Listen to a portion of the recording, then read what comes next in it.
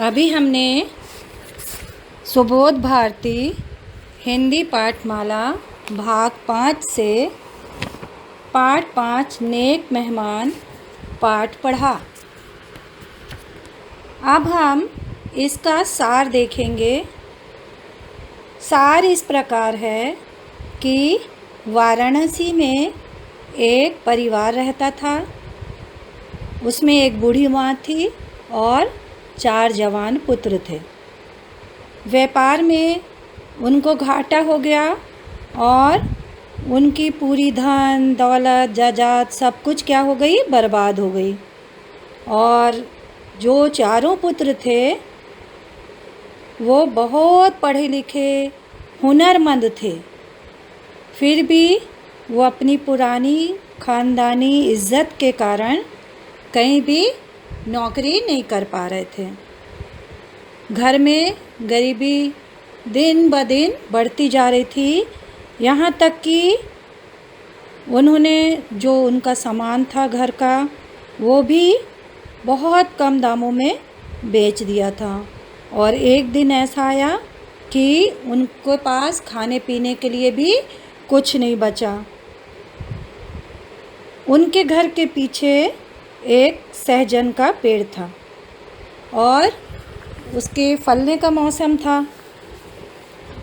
वो अपनी इज्जत बचाने के लिए उसको दिन में नहीं तोड़ते, वरन रात को जब कुछ अंधेरा सा छा जाता और सन्नाटा हो जाता चारों तरफ, तो उनमें से 4 जो भाई थे उनमें से कोई एक पेड़ के ऊपर चढ़ जाता और मुनगे की फलियों को, सहजन की फलियों को तोड़ता।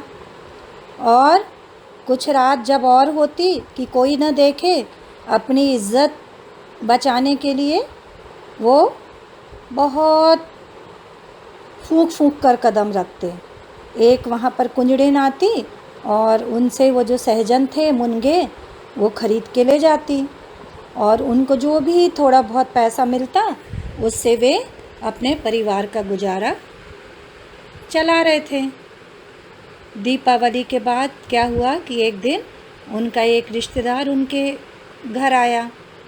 उन्होंने सोचा अपनी इज़्ज़त बचाने के लिए कि हमारे घर की इतनी बुरी हालत है, ये इनको पता न चले। जो मेहमान आए थे, रिश्तेदार आए थे, उनको जब उनके लिए भोजन की व्यवस्था हुई, तैयार हुआ, तो भाइयों ने खाने से क्या कर दिया, 3 भाइयों ने खाने से मना कर दिया। छोटा भाई जो था वो ही मेहमान के संग खाने में बैठा। खाने के लिए जब 2 थालियाँ सजाई गईं तो बूढ़ी माँ जो थी वो अपने बेटे से नहीं पूछती थी कि तुमको कुछ और चाहिए, लेकिन वो सिर्फ़ मेहमान से पूछती थी कि कुछ और चाहिए। और जैसे ही छोटे लड़के के पास पूछने के लिए वो हाथ बढ़ाती, वैसे ही बालक जो छोटा बच्चा था, छोटा भाई था, छोटा लड़का था, वो नहीं कर देता कि नहीं मुझे कुछ नहीं चाहिए। और 2 समय का जब भोजन किया तो जो मेहमान था वो समझ गया कि ये लोग क्या हैं, गरीबी के शिकार हैं। एक दिन क्या हुआ कि रात को वो खाना खाकर बरामदे में सो गया। उसने क्या किया, सोने का ढोंग रचा और करीब 10 बजे रात को कि अब ये मेहमान सो गया है, कुंजड़िन आई और जो बड़ा भाई था बहुत धीरे से सावधानी से दबे पैर उठा और सहजन की काफ़ी फलियां तोड़ी।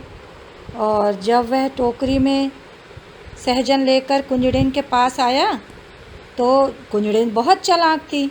उसने उनके मौके का, समय का फ़ायदा उठाया और कहा कि मैं तुम्हें ज़्यादा कीमत नहीं दे सकती, गरज हो तो लो, नहीं तो मैं चली।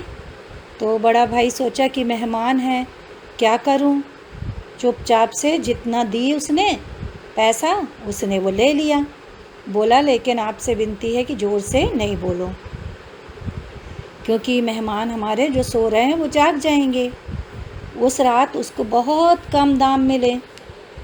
और बड़े भाई ने सोचा कि मेहमान तो सो रहे हैं, देखा तो बड़े चैन की सांस ली, लेकिन मेहमान क्या करा, जाग रहा था। वो तो सोने का नाटक कर रहा था। वो समझ गया कि झूठी इज्जत को बचाने के लिए ये क्या कर रहे हैं, दिखावा कर रहे हैं। उसने क्या किया, चुपचाप उठा और बरामदे में रखी कुल्हाड़ी को उठाया और जड़ के पास से काटकर उस सहजन के पेड़ को गिरा दिया। उसने सोचा कि अब तो यहाँ पर रहना ठीक नहीं है, और सुबह होने के पहले ही अंधेरे अंधेरे वह वहाँ से चला गया। जब सवेरा हुआ तो उन्होंने पेड़ को नीचे पड़ा पाया और बोले, अपनी माँ से कहा, अम्मा, जब तक हमारा बस चला हमने अपने घर की इज़्ज़त बचाई, न किसी की नौकरी करी और न किसी के आगे हमने हाथ फैलाया। अब तो हमको कहीं ना कहीं काम करना ही पड़ेगा, ढूंढना ही पड़ेगा। और वो जो चारों भाई थे उनकी नेक नियत, बहुत नेक थे और ईमानदार थे। इसकी प्रसिद्धि चारों तरफ फैली हुई थी, और जहाँ वो इसी कारण जहाँ वो जाते सभी लोग उनसे बहुत अच्छा व्यवहार करते।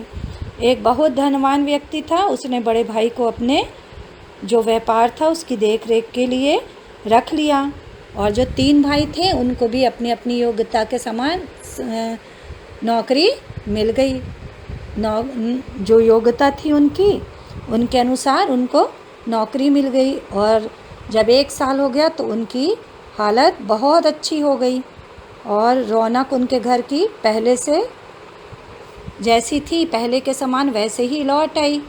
उनको किसी भी चीज़ की कमी नहीं होती थी।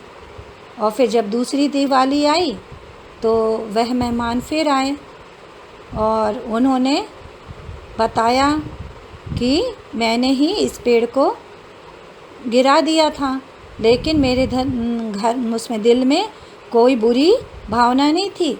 मेरे दिल में एक अच्छी भावना थी, नेक भावना थी कि इस प्रकार से आप लोगों की गरीबी दूर हो जाए। और उन्होंने कहा कि मैंने इसलिए ये काम किया कि पेड़ को काट दिया। उन चारों भाइयों ने बहुत प्यार से नेक मेहमान की आवभगत की और उसे जब विदा किया तो कहा, उस दिन आपने हमारा सहजन का पेड़ नहीं काटा, हमारी काहली मतलब गरीबी और जो बुरी किस्मत थी, बदकिस्मती को काट कर फेंक दिया था। दुनिया में आप जैसे प्रेमी भाई मित्र हों तो दुनिया में जब भी भाई मिलें, मित्र मिलें तो आपके जैसे ही नेक मिलें। ये पाठ का सार था।